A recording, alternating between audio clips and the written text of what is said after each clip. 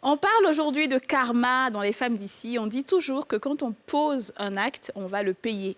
Si c'est un bon acte, bah, tu vas récolter de belles choses, mais si c'est un mauvais acte, bah, tu vas récolter de mauvaises choses. D'autres y croient, d'autres n'y croient pas, mais en tout cas, nous, on en parle aujourd'hui avec notre invité choc de ce jour. À tout à l'heure.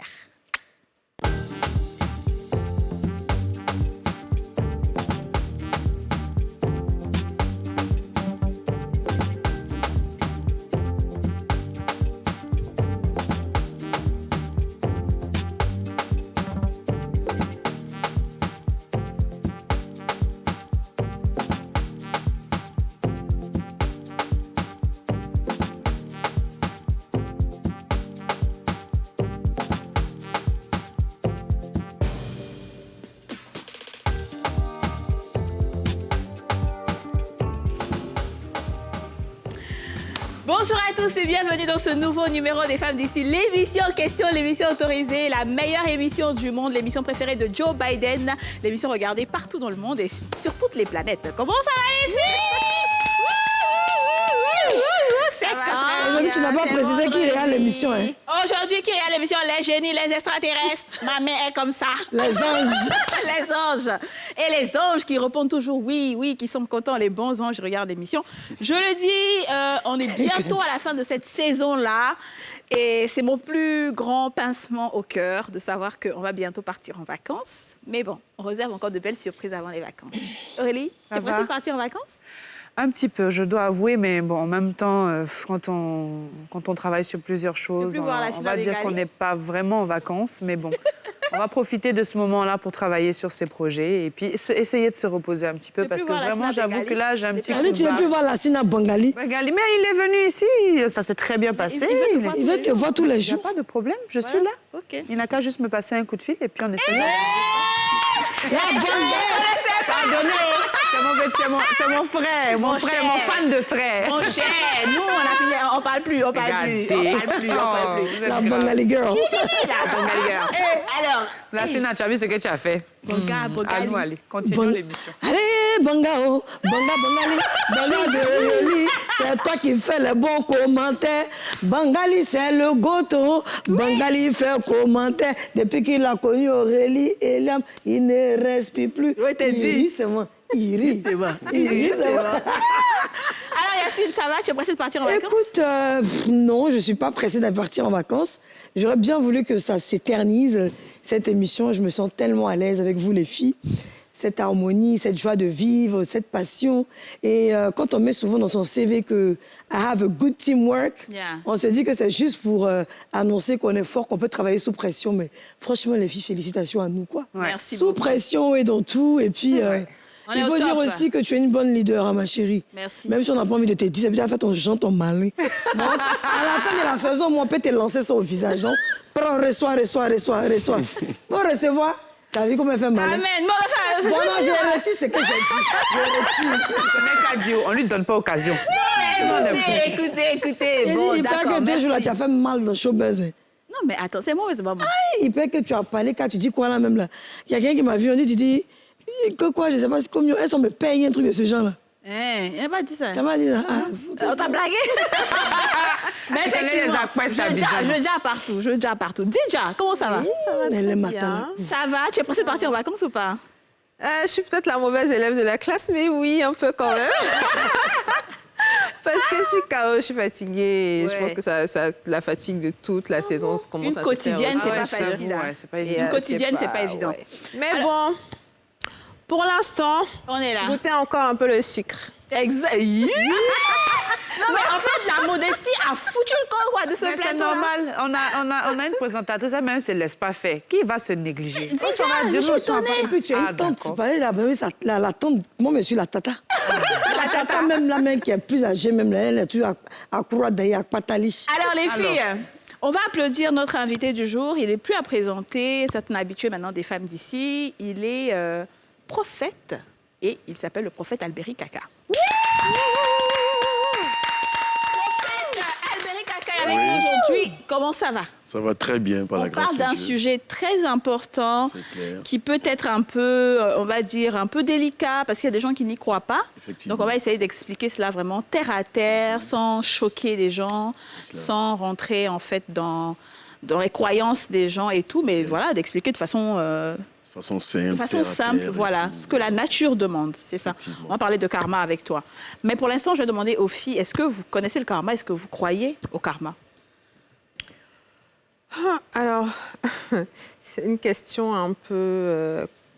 Enfin, quand tu prends le volet spirituel, tu sais très bien qu'on te demande de faire de bonnes actions, ou sinon ta descendance risque d'en souffrir, de payer la somme de tes mauvaises actions. Donc oui, quelque part, le karma, ça existe. Si tu fais du bien, tu recevras du bien. Et même ceux qui ne croient pas, qui ne sont pas forcément religieux, vont te parler de l'univers, vont te parler de loi de l'attraction, etc. Donc c'est quelque chose qui est réel. Et oui, on y croit. Vous y croyez. Yasmine? Oui, moi je crois que tout se paye sur Terre. Hein. D'ailleurs, on peut voir au cours de notre vie les personnes qui nous ont fait souffrir, ou bien qui nous ont mis dans des situations difficiles. C'est vrai que ça ne se passe pas sur place. Karma, là, c'est bizarre, même dans 10 ans. Tu revois la personne dit « Hé, c'est toi !» Quand la personne a peut-être un certain pouvoir sur toi, la personne peut-être t'hébergeait. Enfin, c'est pas méchant, on héberge, on vous aime. Mais je dis, la personne t'a fait du mal, tu vois. Et la personne te revoit 10 ans plus tard, la personne est étonnée.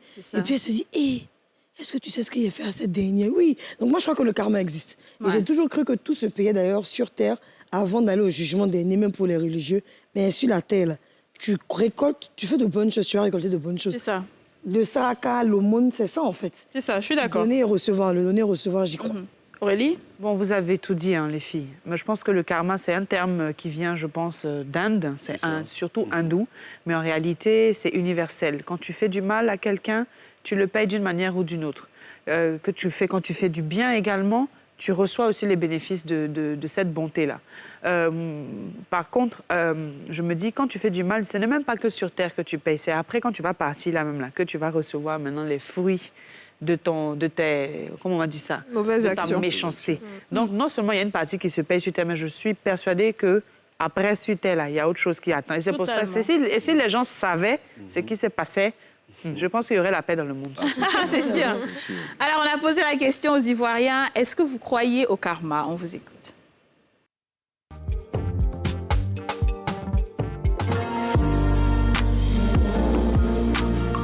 Oui, parce que quand tu fais du bien, ça retombe sur toi. Quand tu fais du mal aussi, ça te rattrape demain. Oui, selon moi, le karma, ça existe.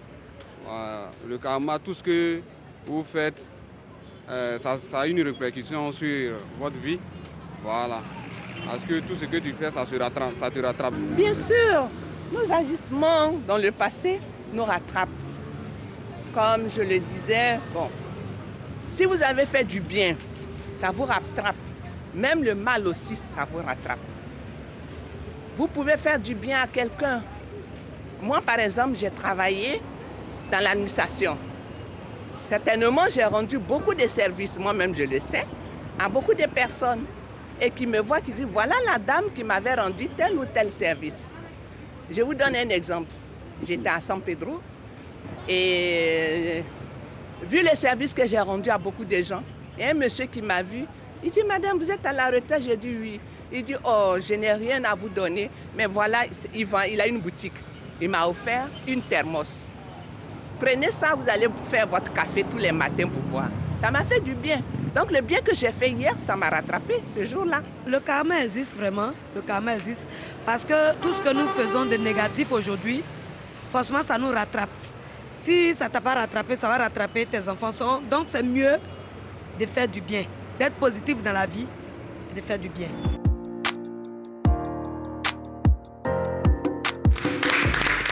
Effectivement, moi, je suis d'accord. Moi, c'est l'une des lois même qui régit, en fait, mon train de vie. C'est pour ça qu'on dit souvent, quand tu fais du bien, c'est pour toi-même que tu fais. Quand tu fais du mal, tu le fais toi-même. Et j'ai raconté l'histoire de ma maman ici, qui a eu la vie sauve parce qu'un jour, elle avait payé un taxi de quelqu'un. Et après, quand ils sont venus lui mettre une âme sur la tête, ben, le rebelle en question, c'était celui dont elle avait payé le taxi, tu vois. Donc, pour dire qu'elle avait oublié ça. Et donc, depuis ce temps-là, nous, c'est vraiment quelque chose qui est dans notre mode de fonctionnement. Quoi. C'est très important. On ne peut pas faire du mal comme ça, juste pour faire du mal. Et donc, Albéric, on va parler aujourd'hui de ça, du karma. Est-ce qu'on doit vraiment croire au karma ou c'est une coïncidence? Merci. En tout cas, moi, je pense que le karma peut se définir sous plusieurs formes. OK. Déjà, parce que tout le monde ne comprend pas forcément le terme karma. Si. Voilà, il faut dire que on peut appeler ça les récoltes après les actions. Okay. Le fait de récolter ce que je sème est aussi appelé un karma. C'est vrai que le karma se définit comme cette action, le fait de poser une action et avoir une rétribution par rapport à l'action que j'ai posée, que ce soit maintenant ou dans le passé. J'ai posé une action dans le passé. On a, par exemple, des personnes qui, étant petits, ont manifesté une certaine méchanceté envers d'autres personnes. Et plus tard, aujourd'hui, on voit leurs enfants payer cela. C'est une forme de karma. Mais en réalité, je vais aller dans tous les sens, enfin, je vais définir dans tous les sens pour que chacun puisse se retrouver et comprendre. Il faut dire que c'est un terme déjà qui vient de l'Asie. Un terme qui est asiatique, qui est bouddhiste, qui est hindou, qui se réfère au fait d'agir, poser une action, comme je l'ai dit, et s'attendre à une répercussion, une réaction, soit positive ou négative. Donc, en somme, c'est un peu ça. On parle aussi du fait de s'aimer. Tout ce qui est sémé va être récolté d'une manière ou d'une autre. Et le karma se rapporte au fait qu'une personne, ma personne, je pose quelque chose et plus tard, il faut que je m'attende à ce que j'ai fait, je puisse le vivre d'une manière ou d'une autre, dans la vie en général. Alors, si quelqu'un fait du mal, est-ce qu'il peut annuler le karma qui va lui arriver après? C'est-à-dire que cette personne-là, peut-être, je prends un exemple banal, il tue quelqu'un. Mais à un moment donné, il se rend compte qu'il a fait une erreur, il veut, entre guillemets, se repentir, comme on dit chez les chrétiens, ou bien il se rend compte qu'il a fait une erreur. Est-ce qu'on peut annuler le mal qui va lui arriver? Puisque si on dit que le karma, c'est quand tu poses une action, qu'elle soit bonne ou mauvaise, elle te revient, on va dire, au visage. Donc. OK, je vais répondre par une analyse. Supposons que vous ne vouliez pas avoir d'enfant et vous sortez avec une fille et vous ne prenez pas vos précautions. C'est vrai, sur le champ, vous avez mal fait. Vous ne vouliez peut-être pas. La fille n'est pas contente du fait qu'on ait eu des rapports, mais la conséquence, c'est qu'il peut y avoir un enfant. Donc, vous avez peut-être tué. Et aujourd'hui, vous cherchez le pardon d'en haut, mais il y a une conséquence. C'est pour ça qu'il y a la loi qui est là. Ça. La loi, c'est la conséquence qui va venir rattraper et corriger ou encore vous faire subir l'action que vous avez menée. Et dans ce sens, on peut parler de karma tout en appliquant la loi qui est là, effectivement, pour corriger cet art de société. Mais il faut dire aussi que le karma peut ne pas forcément s'appliquer partout. Parce qu'on voit que dans la société, il y a des gens qui payent pour des choses qu'ils n'ont pas faites. Il y a des gens, par exemple, qui se retrouvent en prison. Moi, je me souviens une fois, on a été en prison voir des prisonniers. Il y a des gens qui ont dit, je suis en train de payer pour la faute de quelqu'un d'autre. On m'a pris pour quelqu'un d'autre, en fait. Et je suis en train de payer pour quelque chose que je n'ai pas fait. Ça, ce n'est pas leurs parents ou le karma de leurs parents? Pas forcément. Il y a des gens qui sont totalement innocents, qui sont en train de subir des choses. On parle, par exemple, des épreuves de la vie, qui peuvent arriver à quelqu'un qui n'a vraiment rien fait et quelque chose lui tombe dessus. Si. Et ça arrive. Mais ça veut dire que ce n'est pas forcément parce qu'un parent a posé une action dans le passé que l'enfant est en train de payer. Mais il y a une chose qui est liée à la destinée.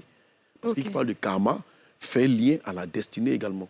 Très bien, d'accord. Est-ce que... Enfin, je vais prendre l'aspect religieux. Est-ce que parler de karma, ce ne serait pas un peu douter de la miséricorde de Dieu? Parce que quelqu'un peut vous faire du mal et puis Dieu va choisir de pardonner cette personne et puis cette personne n'aura aucun karma à payer. C'est ça. Oui, en fait, c'est ce que je dis. Il faut comprendre que là, quand on parle du terme de karma, c'est le terme qu'on donne pour définir un peu la situation présente. Sinon, en termes religieux, on parle de principes.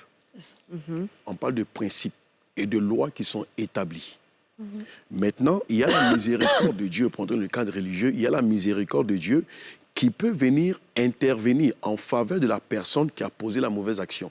Mais toujours est-il qu'il y a la conséquence. La miséricorde n'empêche pas la conséquence. Oui, bien sûr. Il te pardonne, mais il y a la conséquence. C'est la raison pour laquelle il te dit pose de bonnes actions pour ne pas que demain tu puisses payer le prix. Effectivement. Parce que si prenons un exemple de quelqu'un qui a volé, tu peux lui pardonner, mais la loi va se charger de l'affaire. Pour dire que la loi, elle est là pour corriger les tares de la société. Parce que supposons que la loi ne s'applique pas, mais demain, quelqu'un d'autre va faire. Et finalement, on se dira, bon, comme on sait, par exemple, qu'on a quelqu'un, le grand barbu, qui pardonne et tout, et qui annule même les conséquences, dans ce cas, on va poser des actions. Non, mais quand moi je parle de miséricorde, c'est pas que la loi ne va pas s'appliquer, mais c'est que souvent, c'est même pas peut-être un vol, c'est peut-être une situation où j'ai maltraité une personne et normalement, la personne va se dire, bon, le karma va se charger de toi, etc. Et moi, Dieu me pardonne et je ne paye aucun karma par rapport à l'acte que j'ai posé vis-à-vis de cette personne-là. C'est de ça que je parle, pas forcément d'être délit ou en fait, le fait que j'aime maltraiter quelqu'un, et je demande pardon, je reconnais mon tort, je me pardonne. Pour que je ne puisse plus revivre la chose, il va vraiment falloir que je fasse asseoir peut-être mes enfants. Parce que moi, je peux ne pas être là. Et eux, demain, ils vont venir. Parce que vous savez une chose, quand on parle de cette loi de karma, de cette loi de subir la conséquence ou encore de récolter ce qu'on a semé, on ne te précise pas à quel moment tu récoltes. Ouais. On ne te précise pas. C'est ça, bien sûr. On te dit que tu vas récolter, mais on ne te dit pas quand. Mais la récolte peut se faire dans 10 ans, dans 15 ans, dans 20 ans. Et il y a des personnes aujourd'hui qui sont en train de subir des choses qu'elles n'ont pas peut-être provoquées, mais qui ont été provoquées par des personnes qui sont mortes il y a peut-être des centaines d'années. Elles sont en train de subir des situations. Et aujourd'hui, elles payent le prix. C'est ça. Regardez un exemple. Il y a des personnes, par exemple, qui disent « Je suis allé à l'école, j'ai eu tous mes diplômes et tout, mais malheureusement, il s'avère que je suis allé demander du travail. Je suis tombé sur quelqu'un qui a dit « Je ne te prends pas ». Pourquoi? Parce que je me souviens que ton père ou encore ton aïeul ou encore ton grand-père a fait ça à telle personne. Mais toi, tu n'étais pas là. Donc, dans ce cas, on arrivera certainement à comment faire, par exemple. Ça, c'est en dernière partie. On va faire comment régler les karmas et tout. Pour l'instant, on va rester sur la compréhension. Alors, je veux juste rajouter, excusez-moi. Moi, j'ai un ami que je connais qui était en Angleterre, qui était brouteur. Donc, pas les brouteurs du Côte d'Ivoire, mais c'est une autre façon de brouter, et qui a été finalement arrêté par la police. Et lorsqu'il a été arrêté par la police, avec sa copine, bon bref, il a donné sa vie à Dieu, à Jésus. Enfin, il est allé à l'église, il a fait des jeûnes, des prières. Mais quand je dis des jeûnes, c'est vraiment des semaines de jeûne. Il est allé à l'église. C'était vraiment intense. Mais ça n'a pas empêché que lorsqu'il est allé devant le juge, il a été jugé pour son acte. Et il a fait la prison. Ouais. Et le truc, c'est que dans ce cas de figure, il a connu un autre homme de Dieu en prison, je ne sais pas pourquoi il était allé en prison, avec qui il s'est lié d'amitié. Et cet homme de Dieu a été quelqu'un qui l'a aidé à sa sortie pour pouvoir reprendre sa vie correctement. Donc, pour venir à dire que tu poses des actes, tu payes, mais si vraiment tu donnes vraiment ton cœur et que tu es vraiment repentissant de ce que tu fais, Dieu peut se servir de ce mal-là pour t'ouvrir d'autres portes. Mais n'empêche que tu dois payer. Parce que dans la religion, on dit même, il ne faut pas... Tu as dit souvent, il y en a qui maudissent les présidents, qui maudissent les ministres, alors que la Bible dit qu'il ne faut pas maudire nos autorités. Justement. Il faut plutôt les bénir, que tu les aimes ou pas. Si vraiment tu dis que tu es chrétien, que tu crois en Dieu, là, tu dois les bénir. Mais en les maudissant, là, toi-même, il y a son karma aussi. Tu les maudis quand toi-même, vous te voici dans un problème. Pour revenir un peu, il faut comprendre que la destinée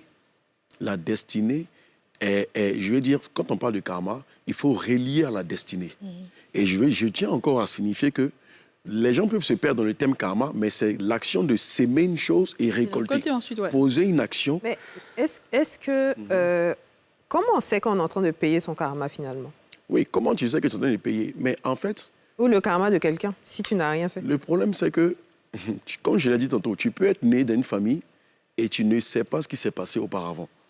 On ne t'a rien dit, on ne t'explique pas, tu ne sais pas. Toi, tu es né, supposons, prenons l'exemple des personnes qui sont nées en Europe, et qui ne savent pas que la famille, par exemple, je vais dire, était mauvaise avec d'autres personnes et tout, mais forcément, cette personne qui est en Europe, qui n'est pas consciente de ce qui se passe, sera... La famille est censée être en Afrique, c'est ça? La famille en Afrique, l'autre en Europe, tu vois. Mais ces actions qu'elles ont posées dans le passé vont se manifester d'une certaine manière, pas forcément... pas que quelqu'un va se déplacer du village pour aller en Europe, pour dire que tes parents m'ont fait ci et ça, mais la nature peut te faire vivre ça d'une autre manière. Les portes peuvent se fermer, tout peut être bloqué autour de toi. Et tu vas chercher à comprendre qu'est-ce qui se passe jusqu'à ce que tu vas te ramener à tes origines, à ta famille. Et c'est à ce moment que tu sauras qu'ils ont fait tellement de choses que c'est comme si la nature même se rébelle contre toi. On marque une pause publicitaire et on se retrouve tout juste après pour continuer cette émission avec le prophète Albéric Kaka.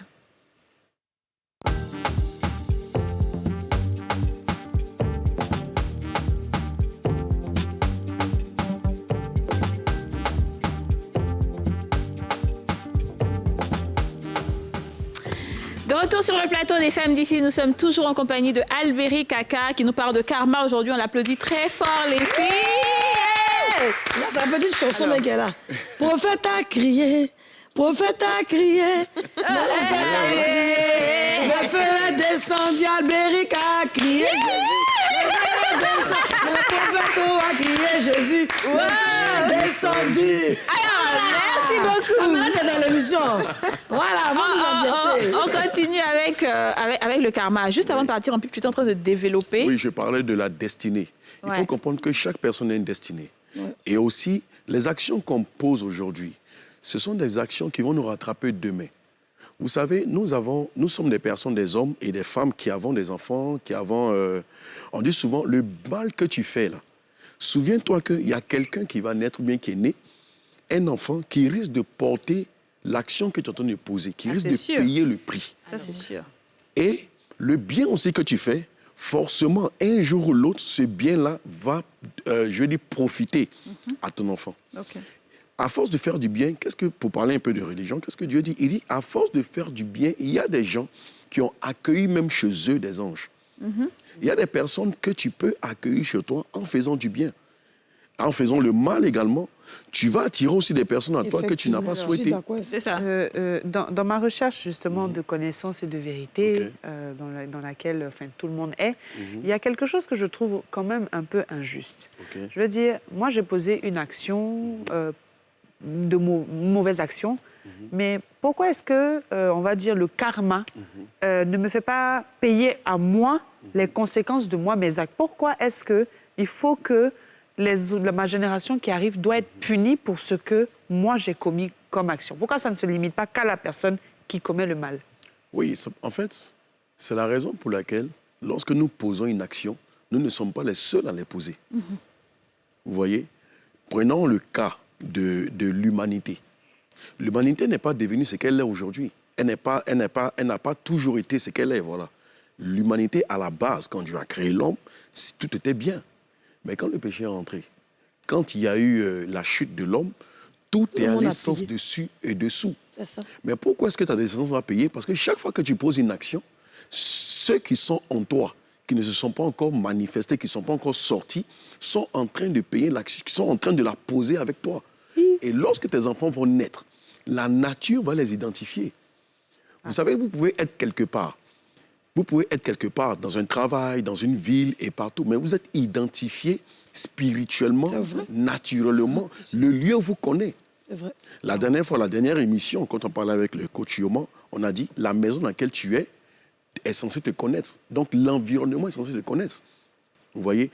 Et donc le truc c'est quoi? Le truc c'est que quand tu poses une action, il faut savoir que c'est pas que toi tu la poses, c'est tous ceux à qui tu vas donner vie qui sont en train de la poser avec toi. Et lorsque eux vont venir au monde, ils vont être confrontés à des réalités qu'ils n'ont pas provoquées. Ils vont être confrontés à des réalités... Ah, ça fait... Non, mais c'est vrai, les gens n'ont qu'à écouter. Le problème, c'est que les gens oublient. Regardez un peu. Ce que les gens oublient, c'est que je ne fais que faire du bien. Je ne fais que faire du bien. Je peux avoir un enfant qui n'est pas connu de quelqu'un. Mais le fait qu'on va dire, on va dire mon nom. Il porte mon nom. Oui. Mais quand on va dire, par exemple, ah, mais voici la fille de Yasmine, voici la fille de Kadi. Mais Kadi n'est plus là. Supposons dans 15 ans, dans 30 ans, bon, mais dans c'est 15 ça, ans, dans bien 100 sûr, ans. Bien sûr. Ah, non, voici sa fille. Je ne souhaite pas, mais imaginez un instant que la fille connaît ses difficultés. Mais les personnes qui vont intervenir n'ont pas été celles à qui Kadi a fait du bien ou à qui Yasmine a fait du bien. Mais à cause du bon nom de l'autre, on va dire, mais si elle a été bien comme ça avec d'autres personnes, il faille qu'elle ne puisse pas souffrir. Alors si tu permets, Kadi, pour compléter, tu n'as jamais entendu dire, il y a comment sa fille se comporte. Pourtant, la personne n'est plus vivante. Et puis quelqu'un m'a dit, tiens, sa maman était mauvaise. Ouais, Et si, elle si, voulait bien voir sûr. comment sa fille a fini. Et elle faisait bouche sur nous au quartier ici. C'est elle qui a dit que l'enfant de ci et ça. Elle voit des faux sur l'enfant des gens. Mais comment sa fille est en train En de fait, payer. moi, je vais juste compléter sur Aurélie. En fait, cette émission, ça me fait mal que je présente parce que, vous savez, quand ça s'agit de spiritualité, ce genre de choses, c'est mon domaine. Mais donc, faut j'aimerais bien m'asseoir. Je n'ai pas le temps, je suis obligée de gérer. Mais ce que je vais dire pour Aurélie, pourquoi ça ne se limite pas à nous? Parce qu'on pose des actes sur les autres. Et les autres, quand tu poses un acte sur une personne, la personne a son ressentiment, la personne a ce qu'il dégage quand il reçoit ton acte. Donc, si c'est un mauvais acte, ce que la personne dégage comme frustration, comme peine et tout, c'est tout ça, en fait, qui envoie les signaux dans la nature pour qu'après, il y ait des réactions. Maintenant, pourquoi si ça peut se limiter à nous? Il y a des actes qui se limitent à nous seulement. Je prends un exemple. Un monsieur qui est infidèle avec sa femme. Il a juré fidélité à la femme. Donc, quand tu jures fidélité à une personne, bien tu jures, bien tu fais une promesse à quelqu'un, c'est comme si tu as scellé quelque chose dans la nature. Ok? Tu as scellé une chose. Et si tu brises cette chose, tu as brisé quelque chose. Tu vois? C'est pour ça que même, comment on appelle ça? Il y a une technique japonaise de guérison où on impose les mains. Quand tu veux guérir une plaie, tu ne mets pas ta main comme ça. Tu fais comme ça. Parce que c'est comme ça. Tout est lié. Je ne veux pas vous faire peur. Hein. Parce que ça, c'est un côté que les gens ne savent pas de moi. Mais je veux dire que si, par exemple, l'homme, il est infidèle à sa femme, prenons un exemple, il est infidèle, il fait des choses là-bas. Sa femme ne sait pas. Donc, elle n'a aucune frustration sur lui. Bien sûr. Elle ne va jamais le maudire. Elle ne va jamais dire « Ah, tu m'as fait ça ». Rien. Elle lui envoie beaucoup d'amour. Tout va bien. Il n'y a pas de problème avec ce monsieur-là. Voilà. Lui, sa conséquence, là, il va peut-être puiser ça avec, peut-être demain, l'autre femme va lui faire des problèmes, ou bien il n'aura plus d'argent. Mais en tout cas, ça sera sur lui là-bas. Mais il n'a pas frustré quelqu'un intentionnellement pour que la personne envoie des énergies négatives sur lui. C'est ce que je veux dire. L'être humain a énergie. Voilà, c'est ça. Je voulais compléter. Il y a une dame que j'ai connue en Angleterre. Et oui, c'est encore mes histoires, mais c'est réel. J'étais à l'église et je vais même dire le nom du pasteur pour que il s'appelait Luc du Succès, donc Évangile, je vous salue. Et cette dame est venue se plaindre à l'église parce qu'elle a donné sa vie au Seigneur très tôt. C'est-à-dire, quand elle a eu son enfant, c'est là qu'elle a donné sa vie à Dieu. Mais avant, elle a eu une vie intense. Et il s'avérait que son fils avait des tendances... Bon, il n'était pas trop... Il n'aimait pas les femmes, en fait. Okay. Et elle est venue se plaindre à l'église. Elle pleurait parce qu'elle dit que c'est pas possible. J'étais enceinte, j'ai donné ma vie à Dieu. Pourquoi mon fils est comme ça? Et lorsqu'ils ont fait ce qu'on appelle la délivrance, qui un papier, tu remplis et tout, tu dis ce que tu as fait. Et on s'est rendu compte que elle a fait beaucoup de partous avec des femmes et des hommes, plein de choses comme ça. Donc, elle a scellé une alliance d'homosexualité dans sa vie qu'elle a transférée lors de la grossesse à l'enfant sans savoir. Donc, ce n'était pas l'enfant qui était mauvais. Ce n'était pas quelqu'un qui avait maudit l'enfant. Ce n'était pas une grand-mère. Ça veut toujours mettre tout sur la sorcellerie, toujours mettre tout sur le méchant. Mais elle-même, pour son plaisir, inconsciemment, elle avait scellé ça. Et comme l'esprit l'a aimé, parce que c'est une belle femme, donc ils ont donné ça à l'enfant. Donc, maintenant, il fallait faire dans le même truc, je voulais... Mais je n'ai pas dit que tous les enfants qui sont comme ça, c'est le cas. Bien sûr, c'est des cas, c'est des exemples. Oui, bien sûr. Je voulais demander, est-ce qu'il faut aller chercher dans son passé, à chaque fois, il faut s'interroger, si jamais on se rend qu'on a des difficultés dans la vie, savoir les actions que ses parents ou ses grands-parents ont posées. Est-ce qu'il faut s'informer sur qui on est pour éventuellement couper la chaîne de transmission du karma ou quoi? Et je complète même ta question, permets-moi s'il te plaît, de dire même mais comment on est sûr, on peut savoir même, parce que souvent les gens sont décédés là, sur 3 ou 4 générations, on ne peut pas savoir ce que l'aïeul a fait. Donc est-ce qu'il y a des visionnaires, des prophètes comme tu es? Comment on fait pour compléter la question? Ok, d'accord. Je pense que c'est une très bonne question. Il faut effectivement se renseigner. Il faut se renseigner et ça revient en fait au nom. La première émission que j'ai participé, le nom que tu portes peut être rempli de beaucoup de choses, ou encore le nom peut être un vase qui est rempli de tout un vécu. Il y a des gens, par exemple, qui portent des noms qui sont, je veux dire, qui étaient portés par des personnes, des parents, des aïeuls, des grands-pères et tout, mais qui vivaient une vie tellement mauvaise et qui finalement, ces personnes sont en train de reproduire un mode de vie qui a été vécu auparavant, sans qu'il n'ait été présent pour voir cet aïeul-là vivre ça. Donc, ils sont en train de... Il y a des personnes qui vivent la vie d'autres personnes à cause du nom que tu portes. Donc, par exemple, le nom que tu portes est l'influence qui t'amène à agir ou à manifester, ou encore à être bloqué ou à ne pas avancer, ou encore ton nom même peut t'amener à payer quelque chose que l'autre a fait. Mais moi, j'aimerais dire... Bon, d'accord, il va répondre. Maintenant, ton nom...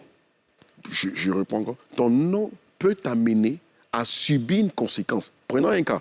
Des gens vont dire, par exemple, j'adore de l'eau et je donne le nom de l'eau à mon enfant. Mais la conséquence, c'est-à-dire que c'est qu'elle est partie faire avec cette eau, les sacrifices et tout, elle voit à un moment donné sa vie bloquée. Sa vie n'avance pas. Peut-être qu'elle a eu des choses dans le temps, mais à un moment donné, les choses n'avancent pas. Mais elle donne le nom de l'eau ou encore de l'arbre du fétiche, mon chien, à l'enfant. Mais l'enfant va subir non seulement ce que la mère ou le père a vécu, y compris ce que le nom, l'influence du nom va lui faire vivre, et en plus ce que lui-même, sa vie doit être. Donc vous voyez, il y a tout un ensemble de choses qui va être comme un chapeau sur la vie de l'enfant. Non seulement le nom de l'eau va l'influencer, le vécu de la mère ou du père qui allait adorer va l'influencer, et lui-même, sa propre vie qu'il doit mener va l'influencer. Wow. Donc au final, il y a des gens qui se suicident pour un rien. Ouais. Il dort la nuit, il se réveille le matin, sa vie l'énerve. Il est perdu à l'intérieur, voilà, en fait, c'est mélangé. C'est ce qui provoque des fois même des sauts d'humeur. Ouais. Il y a des personnes qui ont des sauts d'humeur. Effectivement. Et ces sauts d'humeur sont dus à quoi? C'est dû au fait que, à la limite même, il ne comprend pas sa vie. Ouais. Et c'est vrai, le matin, personne ne lui a rien fait, mais il n'est pas en paix, il n'est pas content. Il te voit aujourd'hui, tu l'énerves. Demain, tu le vois, il a une instabilité qui est due à quelque chose qui s'est passé. Mais je vais vous dire une chose. Est-ce que vous savez que si une femme qui est enceinte passe son temps à être anxieuse, à être inquiète, à passer du temps à faire chose, mais quand l'enfant va naître, tu risques de lui transmettre. Et en prenant l'exemple que j'ai donné par rapport à cet enfant et tout, mais tu peux hériter d'un caractère.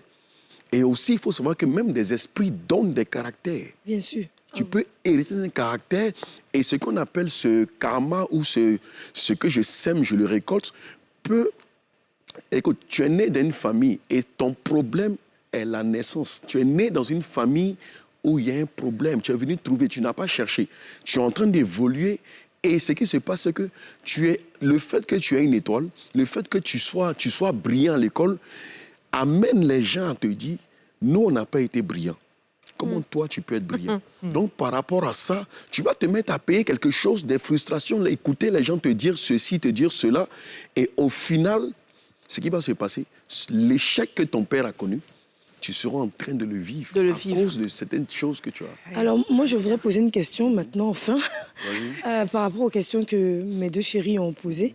Moi, je pense, je ne sais pas si mon raisonnement... Est-ce que si, par exemple, on est innocent, qu'on ne sait pas ce que nos aïeux l'ont fait, et il s'avère qu'au cours de notre vie, on rencontre Dieu, donc Dieu sur toutes les formes, ça peut être le Dieu de lumière, Jésus, Allah, comme on le veut, parce que pour ne pas stigmatiser ou dire...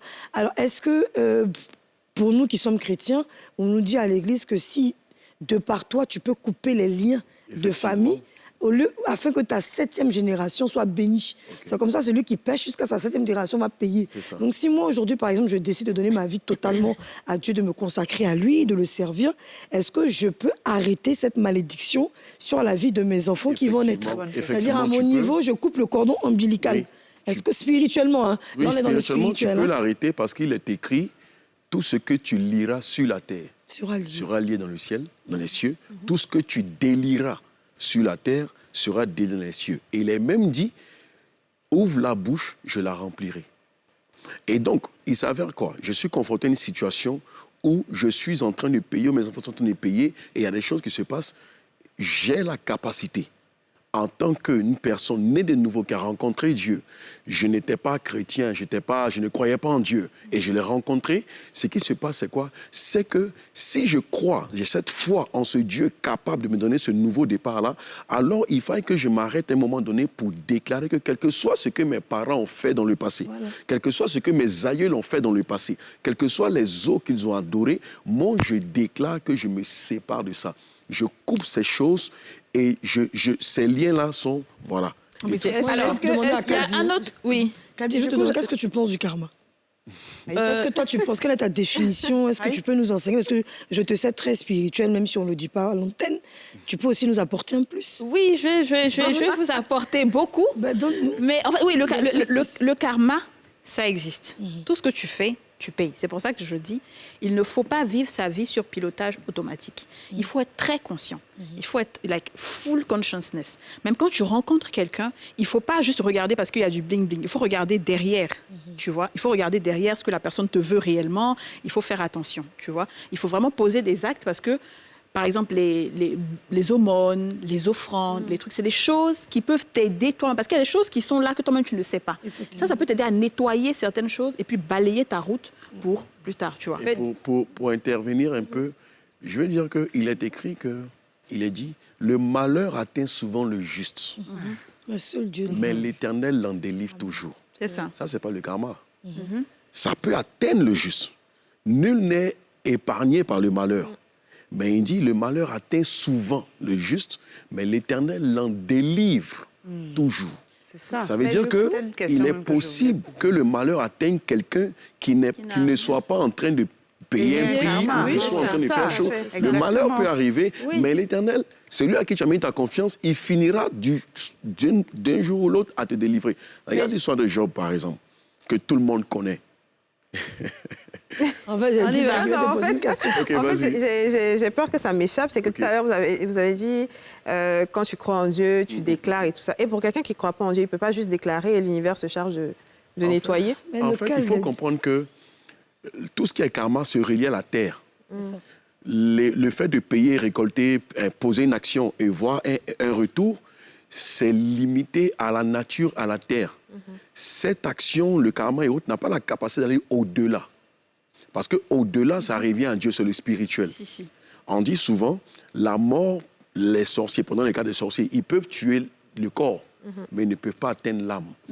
Tout ce que tu fais est payé sur la terre, mais à la limite, c'est parce que tu es vivant que tu le payes. Mais une fois que tu es mort, après, c'est à Dieu maintenant que revient le droit de te faire subir. Et lui, maintenant, il va te faire passer en jugement en fonction de la motivation qui t'a poussé à agir. Parce que je vous dis une chose. Mais la question à sa réponse... Oui.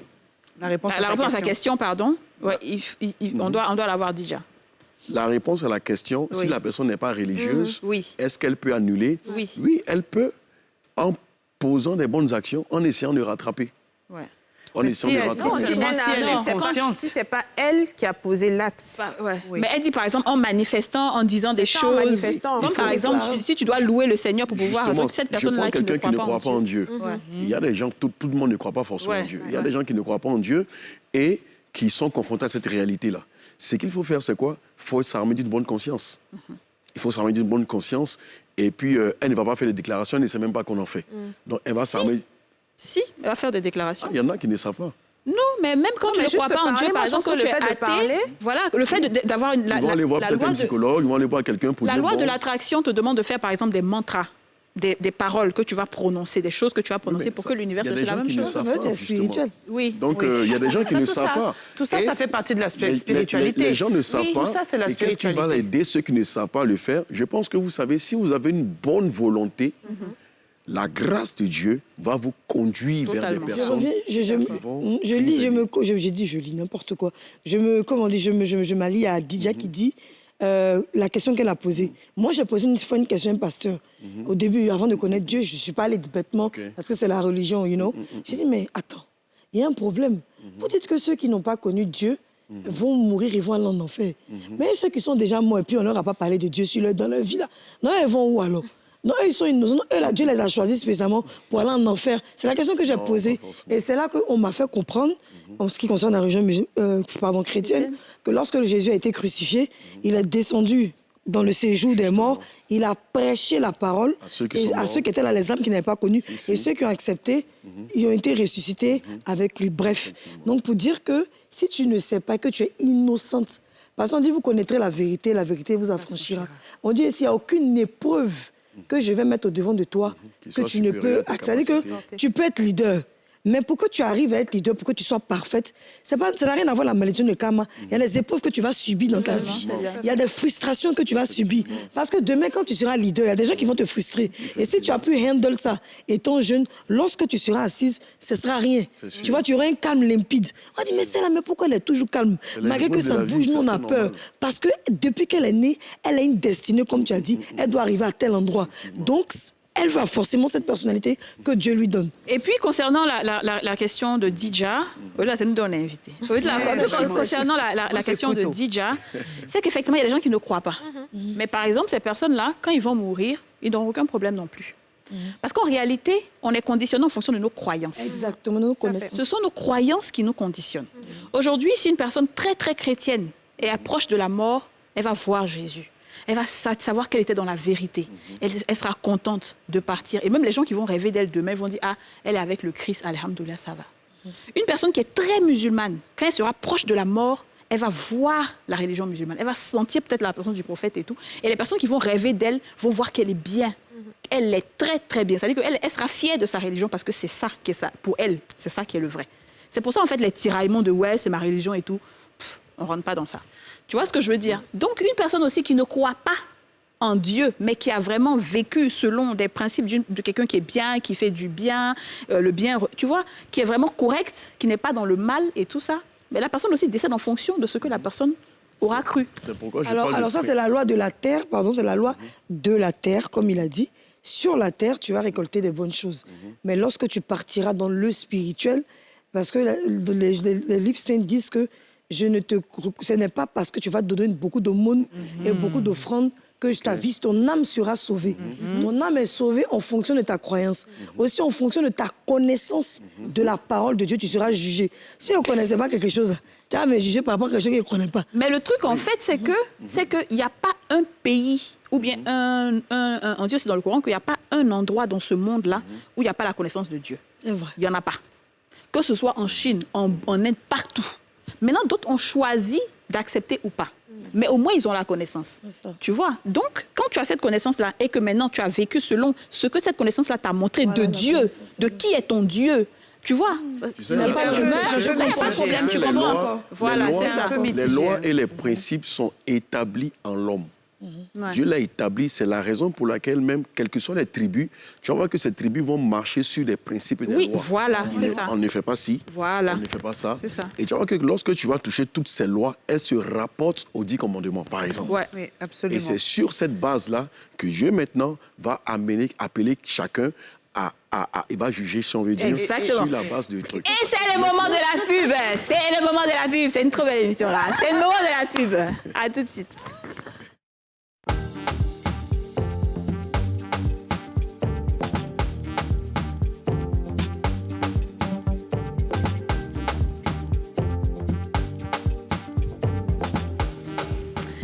De retour sur le plateau des femmes d'ici. Aujourd'hui, on parle de karma et tout le monde se sent concerné par ce sujet-là. On parle avec Albéric Kaka, prophète. Alors, avant de partir en pub, Aurélie, oui. Non, je voulais juste terminer sur ce que vous étiez en train de dire, qui est très vrai, mais il y a un petit détail que je voulais préciser, enfin pour moi qui cherche, comme on dit, la connaissance et la spiritualité, c'est qu'il est écrit aussi que mon peuple périt par manque de connaissance. Tout comme il est écrit sur la loi sur la terre des hommes que nul n'est censé ignorer la loi. Donc pour moi, à mon avis, quelqu'un qui n'a qui ne croit en aucun Dieu ou qui ne croit même pas en l'univers, il va malheureusement partir à mon avis, c'est vraiment un débat, hein. C'est vraiment très compliqué, mais il n'ira pas, ni en enfer ni au paradis, ni en enfer ni au paradis, mais je pense que ce sera une âme qui va errer. Non, tu peux pas dire non. Non, moi je pense. Moi, je pense une âme qui va errer, parce que comme on dit, en attendant le jugement, il y a des endroits où tu dois partir. Mais pour moi, il faut apprendre pour déjà couper, on va dire, avec les erreurs du passé de nos parents.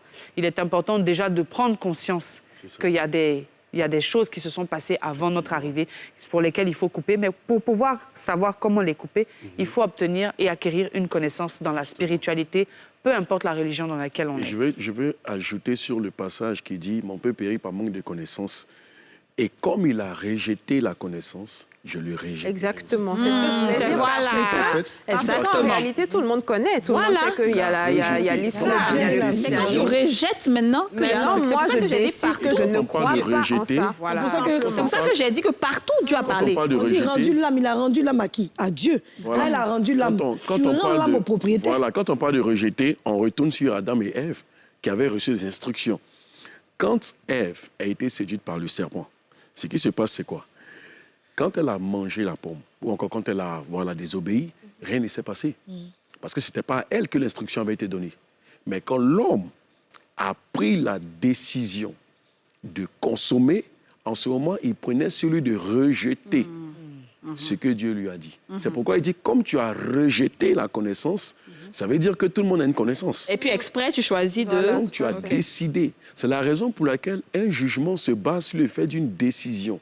Tu as décidé, tu n'as pas été influencé. Ouais. C'est pourquoi on parle du libre arbitre. Ouais. Je décide. Supposons que j'ai posé une action. Je suis allé commettre un mal et qui est censé, dont je suis censé payer le prix. Mais quand je posais l'action, j'avais le choix de ne pas faire. C'est la raison pour laquelle je vais dire une chose. Je vais dire que il faut faire attention. Non, je sais, mais attention de ne pas se laisser influencer. Ouais, attention. Beaucoup de gens sont influencés. Ouais, c'est sûr. Il y a des gens, par exemple, des jeunes dames qui disent, des jeunes filles, par exemple, qui disent « Ah, ma maman me dit d'aller chercher l'argent. Ouais. Mais d'aller chercher comment? Ouais. Une fille qui va chercher l'argent, on sait tous. En tout cas. Soit c'est sa prostitution, mais soit c'est trucs. Mais pardon de vous couper, mais il y a quelque chose qui me dérange. Même si je suis d'accord avec vous, mais il y a quelque chose quand même qui me dérange. C'est paradoxal. D'accord. Vous dites que souvent le karma, quand quelqu'un fait quelque chose de mal, ça se répertorie sur la génération qui vient. Et cette génération n'a pas demandé à subir ce que ses parents ou ses aïeux ont vécu. Je prends un exemple. Cette personne-là, par exemple, c'était une ancienne alcoolique ou un ancien tueur, etc. Et quand la personne grandit, on dit que, même vous avez dit même tout à l'heure, que même dans le ventre, ils ont des prédispositions souvent. Mais quand ils vont grandir, là, ils vont agir en fonction de ce que le karma leur aura fait subir par rapport aux parents. Donc, comment est-ce qu'on peut avoir un libre arbitre quand on sait que déjà on est prédestiné à subir ce que les parents ont fait pour pouvoir agir comme on agit aujourd'hui? Mais ça, c'est pas la connaissance de Dieu. Dans le ventre, ils n'ont pas la prédisposition. Prenons un exemple simple. Prenons le cas d'Abraham. Abraham qui rencontre Melchisédek, qui lui donne la dîme de tout. Et il est dit que Lévi a aussi donné, parce que quand Abraham donnait, Lévi donnait. Ce qui signifie que quand toi, tu as... Je prends un exemple. Bon, nous sommes des parents, autant que nous sommes. Et l'homme porte la semence. La femme, quand il communique la semence à la femme, elle incube et elle développe et l'enfant se développe. Mais cet enfant qui se développe là, il se développe à la fois avec la semence du père, mais aussi avec les chromosomes de la mère. Et c'est tout ce mélange-là qui va donner l'enfant. Mais cet enfant qui naît, dans le sang du père, il y a les actions et les éléments que le père a posés. Ça ne veut pas dire que l'enfant est déjà prédestiné d'office, comme si Dieu le destinait. Dieu ne le destine pas. Lorsqu'il sera confronté à des réalités, il faudra que cet enfant-là se tourne vers Dieu pour dire, voici ce que je suis en train de subir. Voilà. Maintenant, s'il choisit, parce que quand tu nais, il y a des amis que tu choisis. Tu ne choisis pas ta famille, mais tu choisis des amis. Mais est-ce que tu sais que l'influence qui est dans le sang te pousse ou encore dégage au travers de toi une odeur spirituelle qui veut même attirer des personnes vers toi à être des amis? C'est vrai. Il y a des gens qui attirent des personnes qu'elles ne veulent pas, mais à cause du lien de sang que ton père t'a communiqué. C'est vrai, hein? Et l'esprit qui était chargé de s'occuper de ton papa a attiré ces personnes-là. C'est à toi maintenant de décider de marcher avec elles ou de te retirer. À ce moment, il y a le libre arbitre qui intervient. Très bien, d'accord. Alors là, maintenant, on va maintenant comprendre comment... On va maintenant essayer de comprendre comment est-ce qu'on arrive à peut-être se défaire d'un karma. Et on va le faire rapidement parce qu'on est presque à la fin de l'émission.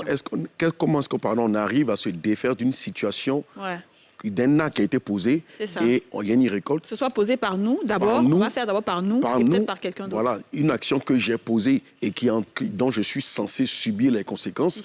La première des choses, c'est de reconnaître l'action. C'est de reconnaître que j'ai mal agi. Et reconnaître qu'il y a un être suprême vers qui je peux aller, qui ne me condamne pas, qui ne me rejette pas. Quand tu dis reconnaître devant qui? Devant la personne devant à qui moi, on a fait ou toi-même? Déjà, il faut que je sois conscient que ce que j'ai fait n'est pas bien. Et puis, il faut que j'aille vers la personne contre qui ou encore à qui je fais du tort pour reconnaître, quel que soit le prix. Il faut que je reconnaisse mon tort. Parce qu'une faute pardonnée, avouée, est déjà pardonnée. C'est ça. Et donc, en plus, si je l'ai fait, la deuxième étape maintenant, c'est qu'il faut que je m'adresse maintenant au spirituel. Parce que c'est le naturel et le spirituel sont comme combinés. La nature veut me faire subir. Si j'ai demandé pardon, que la personne laisse tomber, tant mieux. Maintenant, spirituellement, il faille que je prenne la décision de proclamer maintenant et déclarer que toute action qui a été posée par moi, consciemment comme inconsciemment, je m'en sépare. Et toute conséquence qui est censé être subi par mes enfants, par ma descendance, étant présent, j'annule ces conséquences-là et je commence à faire des prières pour remettre mes enfants qui ne sont pas encore nés ou même qui sont nés entre les mains de Dieu, de sorte à ce que même s'il y avait des personnes qui étaient mandatées par des esprits ou bien quoi que ce soit pour venir, parce qu'il faut comprendre que ce sont des esprits qui se chargent de te faire revivre la chose.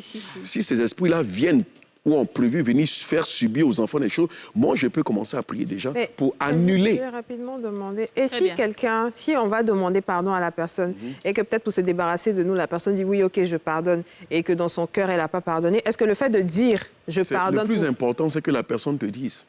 Si elle dit je te pardonne... Et si elle ne dit pas, elle dit qu'il devrait... Moi, je peux répondre, si elle dit elle ne veut pas, si la personne ne veut pas, la Bible dit que quand tu vas demander pardon, le fait que toi, tu as demandé pardon, que tu sois saint, tu es libéré. Tu n'as jamais remarqué quelqu'un qui t'a fait du mal, mais la personne t'a demandé pardon, et puis la personne est bénie. Toi, tu n'arrives pas à évoluer. Parce que tu as encore ça dans le cœur. C'est gros dans ton cœur. Et à moi, celui-là, comment c'est fait que Dieu le bénit? Pourtant, lui, il est venu te demander pardon, mais toi, tu n'as pas accepté. Parce que tu veux garder le rancune, tu veux garder la méchanceté. Mais toi-même, là, c'est un poids sur ta tête. Seulement, c'est toi qui subis. C'est toi qui vas subir le karma, là, tomber sur toi-même. Très bien, d'accord. Donc ça, c'est vraiment sur quand on a posé un acte nous-mêmes et quand c'est quelqu'un d'autre qui a posé. Quand c'est quelqu'un d'autre, notre maman, notre papa. Qui a posé, quand c'est les parents qui ont posé, la première des choses, c'est d'aller vers les parents pour dire, j'ai une vie qui est compliquée, je ne comprends pas ce qui se passe. Qu'est-ce qui s'est passé? Mais qu'est-ce que vous avez fait dans le passé pour qu'aujourd'hui, la vie de nous, les enfants, est si compliquée? Pourquoi est-ce que je n'arrive pas à me marier, je n'arrive pas à travailler? Qu'est-ce qui se passe? Oui, tu vas vers eux. Mais ils vont dire, c'est pas si compliqué. C'est pas si compliqué, tu n'as pas à te marier. Ou du moins, si tu ne demandes pas, va te renseigner sur l'ethnie. Sur l'ethnie.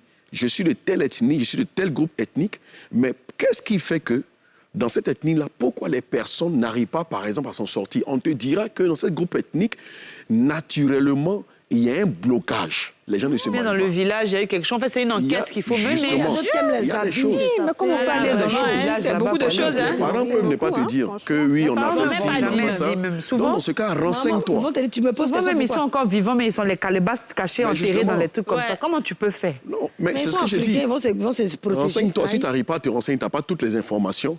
Dans ce cas, tourne-toi vers Dieu. Dis-lui, je subis une chose que je n'ai pas provoquée. Je subis une situation que je n'ai pas provoquée. Et ce qui se passe, c'est quoi? C'est que je viens afin de me décharger. Très bien. Alors, il y avait un sans tabou, mais on ne va plus le faire. Je veux savoir, est-ce que c'est bien de faire, par exemple, quand on te traite mal, est-ce que c'est bien de faire un retour à l'envoyeur? Oui, le retour à l'envoyeur, il se fait naturellement. Parce qu'il est dit, je ferai manger à tes oppresseurs leur propre chair. C'est ça. Je ferai manger à tes oppresseurs. Celui qui oppresse, c'est celui qui veut te faire subir quelque chose. C'est celui qui est en train de te faire subir quelque chose. Il est en train de te contrôler spirituellement. Il veut te compliquer la vie. Et si tu crois en Dieu, et je vais citer un seul passage, dans Ésaïe 49, à partir du verset 23, il dit, le butin du puissant, il pose d'abord une question, le butin du puissant lui sera-t-il enlevé? La capture faite sur le juste échappera-t-elle? Parce qu'il y a des gens, par exemple, ils te prennent en otage, tu es comme leur butin. Spirituellement, financièrement et tout. Et Dieu pose la question, est-ce que ce butin-là sera arraché? Et Dieu me répond, oui, le butin du puissant lui sera enlevé et la capture faite sur le juste échappera. Et il dit, je ferai manger à tes oppresseurs. Les sorciers, là, c'est sur Dieu ils ont copié. Parce qu'il dit, je ferai manger à tes oppresseurs leur propre chair et ils s'enivreront de leur propre sang. Ce qui veut dire que quelqu'un qui veut ta mort, Dieu dit, le retour qui va se faire, c'est que pendant qu'ils seront en train de te consommer ou pendant qu'ils sont en train de te faire du mal, en réalité, c'est lui-même qui est en train de faire du mal. Mais la chose va se retourner. Comment toi, tu réagis? Quel doit être ton truc? C'est ça, parce que... Toi, tu fais quoi? Tu t'assois, tu le regardes ou tu fais quoi? Si tu es conscient... Tu pries pour lui, comme les gens disent, tu pries pour lui. Il faut dire qu'il y a des personnes qui sont aussi faibles spirituellement, qui subissent les oppressions des autres jusqu'à leur mort. Mais ça, c'est leur faute. C'est leur faute. Et leurs propres enfants également. Donc, quel est... C'est déjà. Il faut avoir un esprit déjà. Ça se dit souvent, il faut comme les yachous là. Oh, mais l'esprit est déjà. Non, comment mes ennemis les chassent? Je dis au nom de Jésus. Toi qui es en train de faire maraboutage sur moi, quoi tu appelles mon nom? Si c'est dans la boue, tu es enterré. Si c'est partout, tu es enterré. Je m'arrête sur le champ. J'arrache ma bénédiction. J'arrache ma gloire. D'accord, ok. Ça résume pour moi, c'est s'estime à avoir de la connaissance, à acquérir de la connaissance spirituelle. Il faut savoir que l'homme est un être puissant. Oui, bien sûr. Et l'homme avec Dieu, avec lui, est encore 2 fois plus puissant. Et donc, ce qui se passe, si je suis confronté à une réalité spirituelle où je suis oppressé, et quand je suis oppressé, je le sais. Spirituellement, quand tu es oppressé, tu le sais, tu fais des cauchemars. Quand tu es oppressé. Seigneur, merci pour cette émission. Que tous ceux qui regardent puissent écouter. Merci. Quand tu es oppressé, tu fais des cauchemars. Quand tu es oppressé spirituellement, tu peux faire des rêves, tu as l'impression que tu n'es pas en pleine forme. Spirituellement, quand tu es oppressé, tes rêves deviennent différents des autres. Ça veut dire que tu dors la nuit, tu peux avoir une nuit entrecoupée, ou encore tu peux faire des songes que tu fais rarement. OK. Et qu'est-ce que tu fais? Qu'est-ce que tu fais? Tu te lèves, et moi je donne cette technique. Il faut commander à l'aurore. Commander à l'aurore. Et surtout, réveille-toi à 3 heures du matin et annule et déclare que quiconque est logé quelque part, quel que soit le lieu où il est, qu'il soit localisé à l'instant et que cette oppression retourne contre lui. Très bien. D'accord. Fire. Alors, je pense que c'est sur ça qu'on va terminer cette émission. Oui, je suis désolée, là, c'est déjà... Pardon. L'émission est finie. Prophète Aka, merci beaucoup. Je pense qu'on a bien compris. On a vu comment on peut se libérer. C'est ça. Voilà, il faut parler, il faut prier. Et ça, quelle que soit sa religion. Quelle que soit la religion. Quelle que soit de là où on vient et quelle que soit même, quelles que soient ses croyances. Mais il faut pouvoir croire aussi, je pense, en un être suprême. Oui. Il faut croire en un être suprême. Quelle que soit la religion qu'on a, il faut croire en un être suprême. Parce que je vais terminer avec cette histoire des petits aveugles, là, les petits aveugles qui sont allés voir un moine en Inde. Et ils lui ont dit, nous, on ne connaît pas Dieu. Donc, qui est Dieu? Est-ce que c'est un Dieu qui est dur? Est-ce que c'est un Dieu qui est méchant? Est-ce que c'est un Dieu qui punit? Est-ce que c'est un Dieu... Et le moine leur a dit, OK, vous êtes des aveugles, mais je vais vous montrer qui est Dieu. Alors, il a fait sortir un éléphant et il leur a dit, voilà, touchez, voilà Dieu. Ils sont aveugles. Donc, comme ils sont nains et que l'éléphant est grand, il y a un qui a touché la trompe, il y a un qui a touché les pattes, il y a un qui a touché la queue, il y a un qui a touché les oreilles et tout. Et le premier est venu, il dit, ah ben oui, lui qui a touché la queue. Il dit, mais Dieu est dur, il se tord, Dieu il est vraiment compliqué et tout. L'autre est venu, il dit, tu mens, Dieu il est vraiment large, il est très large, il est doux, c'est lui qui avait touché les oreilles. L'autre est venu, il a touché les pattes, il dit, mais non, mais Dieu, on ne peut pas, ça, tu ne peux pas jouer avec Dieu et tout. Et donc chacun avait sa définition de Dieu. Et le moine leur a dit, en réalité, vous avez tous raison. Parce que Dieu est selon l'opinion que vous avez de lui. Donc, si vous croyez en un Dieu bon, en un Dieu doux, en un Dieu miséricorde, parce que c'est ce qu'il est, je pense, il faut croire en lui, il faut se confier à lui, et puis, comme on le dit, il faut se lever à l'aurore. Et il le fera selon ta foi. Se réveiller à l'aurore. Voilà. On se retrouve demain, lundi, pour un nouveau numéro des Femmes Disciples.